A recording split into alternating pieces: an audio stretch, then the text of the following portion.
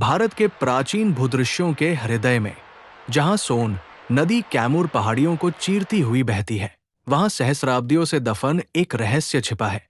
मध्य प्रदेश के सीधी जिले के एक सुदूर गांव बाघोर में आपका स्वागत है। यहां पुरातत्वविदों ने मानवता के प्रारंभिक आध्यात्मिक जागरण के साक्ष्य खोजे हैं। एक मंदिर जो 9000 वर्ष से भी पुराना है, जो संभवतः दुनिया का सबसे पुराना है। ये बाघोर की कहानी है, जो उच्च पुरापाषाण काल का स्थल है, जो प्रागैतिहासिक शिकारियों और आज की चिरस्थायी परंपराओं के बीच सेतु का काम करता है। उच्च पुरापाषाण काल लगभग 11,000 से 9,000 वर्ष पूर्व परिवर्तन का समय था। जैसे जैसे अंतिम हिमयुग कम हुआ, भारत में प्रारंभिक मानव ने बदलते परिवेश के साथ अपने को अनुकूलित किया। मेधौली गांव के पास बाघोर में ये प्राचीन लोग शिकारी संग्राहक के रूप में रहते थे तथा पत्थर से सूक्ष्म पाषाण उपकरण बनाते थे। शिकार और दैनिक कार्यों के लिए छोटे ब्लेड। रेडियो कार्बन डेटिंग से पता चलता है कि ये स्थल वर्तमान से लगभग 11,870 वर्ष पूर्व अस्तित्व में था और ब्लेड संभवतः 10,000 ईसा पूर्व से भी पुराना था। अन्य कलाकृतियों में पाषाण के टुकड़े, जंगली जानवरों की हड्डियां और उन्नत उपकरण बनाने के कौशल को प्रदर्शित करने वाले परत उद्योग के चिन्ह शामिल हैं। सफलता 1980 और 1982 में मिली, जब इलाहाबाद विश्वविद्यालय और कैलिफोर्निया विश्वविद्यालय बर्कले की एक संयुक्त टीम ने, जिसका नेतृत्व प्रोफेसर जी.आर. शर्मा और जे. डेसमंड क्लार्क ने जोनाथन मार्क केनोयर के साथ मिलकर किया, इस स्थल की खुदाई की।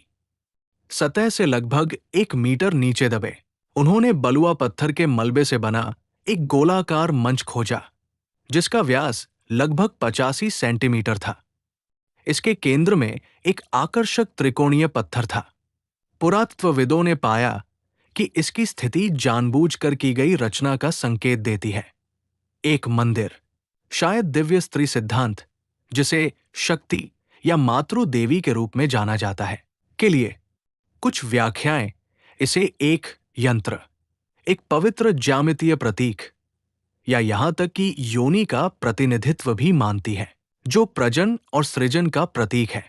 इसी तरह की कलाकृतियों पर लाल गेरू के निशान अनुष्ठानिक उपयोग का संकेत देते हैं, जो प्रारंभिक प्रतीकात्मक व्यवहार और संज्ञानात्मक विकास की ओर इशारा करते हैं।